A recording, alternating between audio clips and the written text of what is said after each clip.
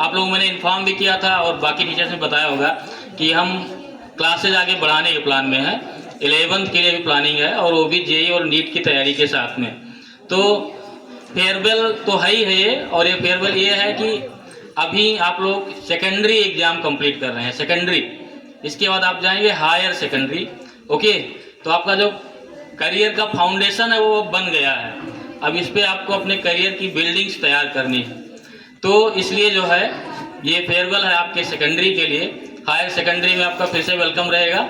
मैं चाहूँगा कि आगे आप जहाँ भी रहें, आगे अपने करियर में आगे बढ़ें, तो वहाँ पे आप दो चीज़ें अपने दिमाग में ज़रूर रखिए, दो चीज़ें अपने माइंड में ज़रूर रखिएगा। First thing, the value of knowledge. Knowledge is the power, है ना। नॉलेज ऐसी चीज़ है जिससे आप आम से क्या बन सकते हैं, खास बन सकते हैं, गरीब से अमीर बन सकते हैं। ठीक है, आप अपने गांव का, अपने प्रदेश का, अपने देश का, यहाँ तक कि पूरे विश्व में अपना नाम रोशन कर सकते हैं, छा सकते हैं। ये पावर है तो सिर्फ और सिर्फ किस में है, नॉलेज में। तो आपको हमेशा ध्यान रखना है कि आप जितना ज़्यादा नॉलेज गेन करेंगे उतना ही सक्सेस आपके लिए इजी होगा, आसान होगा। आपको सफलता के पीछे नहीं भागना, आपको किसके पीछे भागना, नॉलेज के पीछे, ज्ञान के पीछे भागना। ठीक है, आपको एक गुड स्टूडेंट बनना है, ट्रू स्टूडेंट बनना है। और जो भी एक गुड स्टूडेंट के कैरेक्टर्स हैं वो सारे के सारे आपके अंदर होने चाहिए। जो एज है आप लोगों की, ये एज सबसे ज़्यादा एनर्जेटिक एज होती है। और इस समय हमारे माइंड में बहुत सारे थॉट्स आते हैं जो हमें इधर उधर डिस्ट्रैक्ट करते हैं। लेकिन अगर हमारे अंदर एक स्टूडेंट के सारे कैरेक्टर्स हों तो हमको सक्सेस होने से कोई रोक नहीं सकता। ठीक है, एक श्लोक आप लोगों ने सुना भी होगा बहुत पहले, मैंने भी कई बार आपको सुनाया होगा, तो मैं उसी से शुरुआत करूंगा कि एक स्टूडेंट के कौन से कैरेक्टर्स होते हैं। काक चेष्टा बको ध्यानम स्वान निद्रा तथेवचा अल्पाहारी गृह त्यागी विद्यार्थी पंच लक्षणम। आप लोग सोच रहे होंगे कि सर कौन सा श्लोक बोल दिए, सदियों पुराना गुरुकुल पद्धति वाला। सही है कि श्लोक तो बहुत पुराना है, लेकिन आज भी इसका इम्पोर्टेंट उतना ही है हमारे स्टूडेंट लाइफ में जितना उस समय था जब ये बोला गया था। ठीक है, तो एक बार हम ये जो 5 कैरेक्टर्स हैं इस पर थोड़ा सा बातचीत करते हुए आगे बढ़ेंगे। फर्स्ट वन इज काक चेष्टा। ठीक है, मतलब हमारे अंदर जो इफर्ट्स होना चाहिए वो किसके तरीके से होना चाहिए, एज लाइक अ क्रो, है ना। आपने बचपन में एक कहानी सुनी होगी कि एक कौवा था, वो प्यासा था, पानी की खोज में वो इधर उधर भटकता रहा और भटकते भटकते उसको क्या मिला, एक घड़ा मिला। लेकिन घड़े में पानी बहुत थोड़ा था। उसने अपनी हिम्मत नहीं हारी, उसने इधर उधर देखा, उसको आसपास कंकड़ दिखे, वो कंकड़ उठाता रहा, उस घड़े में डालता रहा, डालता रहा, डालता रहा, डालता रहा, और तब तक उसने प्रयास जारी रखा जब तक कि उस घड़े में जो पानी था वो उसके तलहटी से ऊपरी सतह तक नहीं पहुंच गया। तो ऐसे ही आप जो स्टूडेंट हैं, अगर आप भी नॉलेज लेने के लिए बार बार प्रयास करेंगे और तब तक प्रयास करेंगे जब तक वो ज्ञान आपको मिल ना जाए, तो डेफिनेटली अगर आप इतना एफर्ट्स लगाएंगे तो बड़े से बड़ा जो इम्पॉसिबल वर्क है वो भी आपके लिए क्या हो जाएगा, पॉसिबल हो जाएगा। ठीक है, सेकेंड जो कैरेक्टर है वो बको ध्यानम। तो we have focus like a train. आपने देखा होगा वाटर, कोई भी वाटर बॉडी हो, चाहे वो पॉन्ड हो चाहे जो है रिवर हो, वहां पे एक बगुला जो है बिल्कुल कंसंट्रेशन के साथ एक पैर पे खड़ा होकर और फोकस रखता है, और जैसे उस वाटर के नीचे से, पानी के नीचे से भी कोई फिश निकलती है तो उसको क्या कर लेता है, वो पकड़ लेता है, शिकार कर लेता है ना। इतना जबरदस्त फोकस उसका होता है। तो वैसे ही फोकस आप लोगों के मन में भी होना चाहिए, आपके भी अंदर होना चाहिए कि कहीं भी अगर आपको नॉलेज की एक छोटी सी ड्रॉप भी दिखे तो तुरंत आप उसको कैच करके और अपने माइंड में स्टोर कर लें। तो सेकंड कैरेक्टर ये। और थर्ड इज स्वान निद्रा। ठीक है, we have an awareness for our career like a dog, है ना। जैसे डॉग अपने कर्तव्य के प्रति कितना अवेयर होता है कि अगर हम रात में भी, गहरी रात का मतलब 12 बजे के बाद भी, अगर हम 12 बजे भी अगर हम चुपके से बिना किसी आहट के एक डॉग के बगल से निकल जाएं तो तुरंत वो एक्टिव हो जाता ना। अगर आप स्ट्रेंजर हैं तो भौंकने भी लगता है। तो वैसे ही हमें भी अपने करियर के प्रति क्या होना चाहिए, अवेयर होना चाहिए, सतर्क रहना चाहिए, सजग रहना चाहिए, है ना। तभी हमको लाइफ में सक्सेस मिलेगी। और नेक्स्ट वन इज अल्पाहारी। ये तो है, अल्पाहारी का मतलब केवल भोजन से नहीं हुआ कि हम कम खाएं। अल्पाहारी का मतलब what we input in our body, what we input in our brain.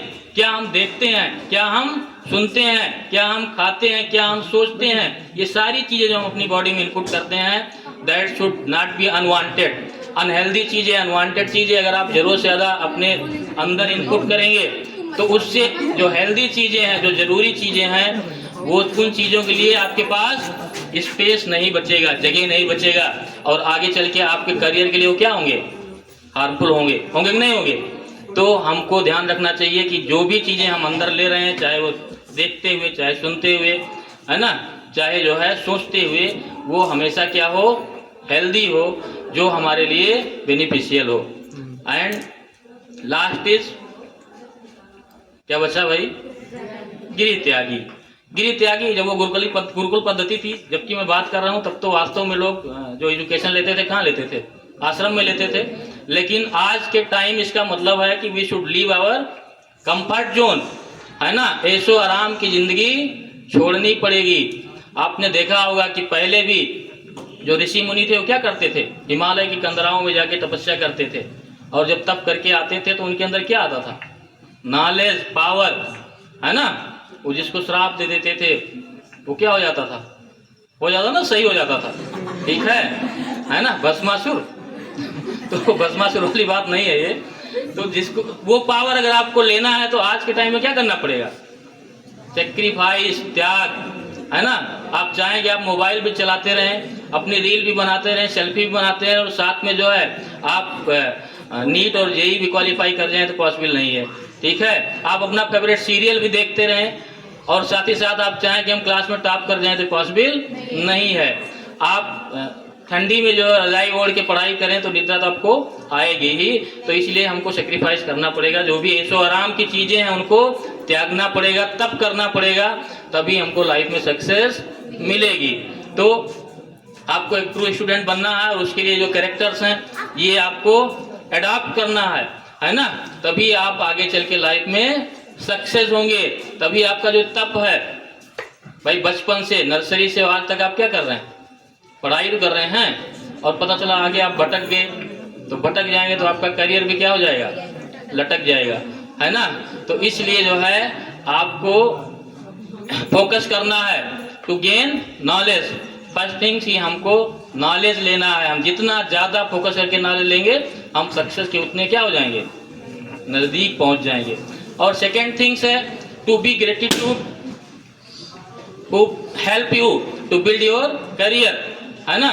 उनके प्रति आपको थैंकफुल होना है जो आपके करियर को बिल्डअप करने में आपका क्या कर रहे हैं, हेल्प कर रहे हैं। सबसे पहले आपको ग्रेटफुल होना है अपने पेरेंट्स के लिए, है ना, जो आपके लिए, आपका जीवन संवारने के लिए अपने जीवन का सुलबुल खो बैठे हैं। खो बैठे नहीं, खो बैठे हैं, अपना शौक नहीं पूरा करते, किसके लिए, आपके लिए, है ना।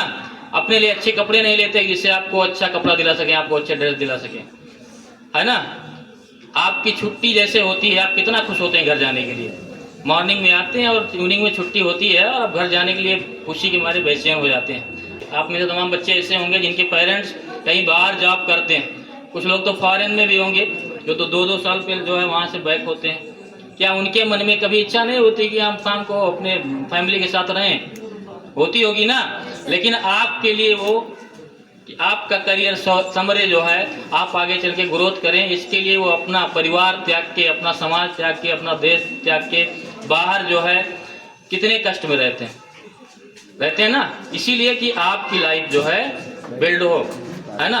आपकी मम्मी, आप सब लोग सो जाते हैं तो उसके बाद सोती हैं, सोती कि नहीं सोती हैं, और सुबह जब आप जगते हैं तो फिर उनको सोते पाते हैं, जगी भी पाते हैं, आपका ब्रेकफास्ट रेडी रहता है ना, ठीक है। अपनी नींद वो त्याग देती हैं, किसके लिए, आप लोगों के लिए, कि आपका करियर बने, आप सक्सेस हो।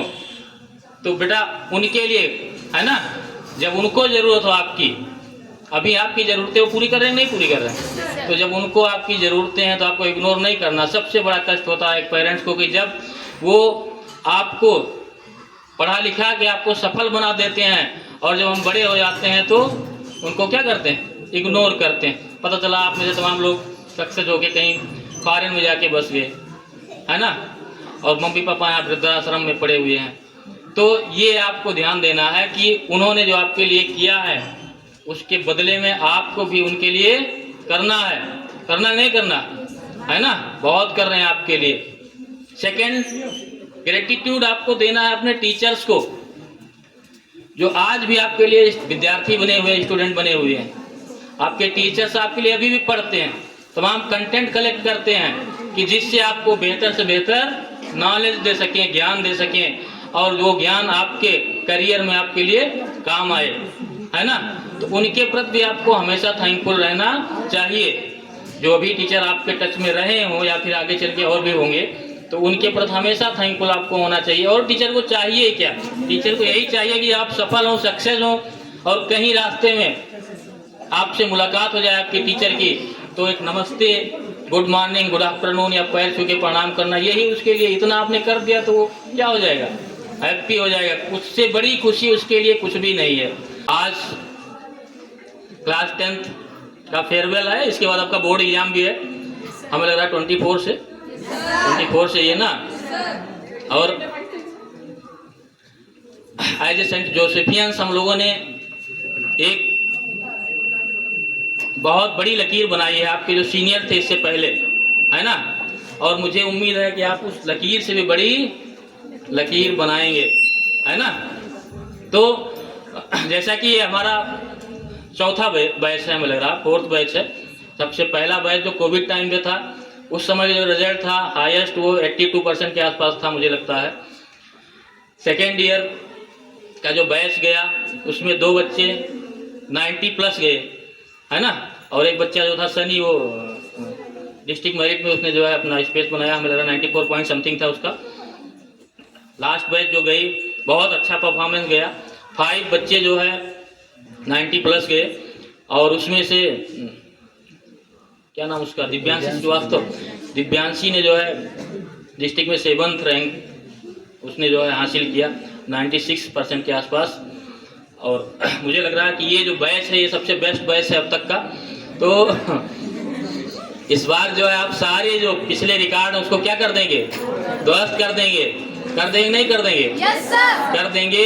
और इस बार मैं होप करता हूँ कम से कम 20 स्टूडेंट जो है 90+ जाएंगे यहाँ से, मैं ये होप करूँ। yes,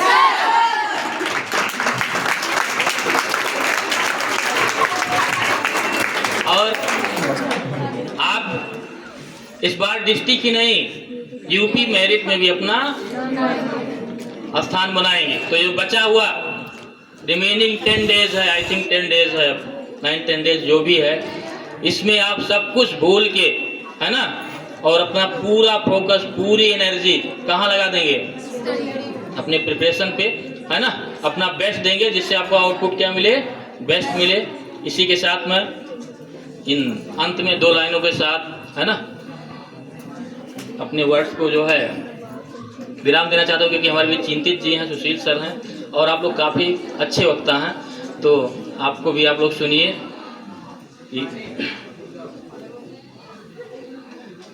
मुबारक हो तुमको, मैं गाना तो बहुत अच्छा गा नहीं पाता हूँ मुबारक हो तुमको फेयरवेल तुम्हारी, सदा खुश रहो ये दुआ है हमारी, तुम्हारे कदम चूमे ये दुनिया सारी, सदा खुश रहो।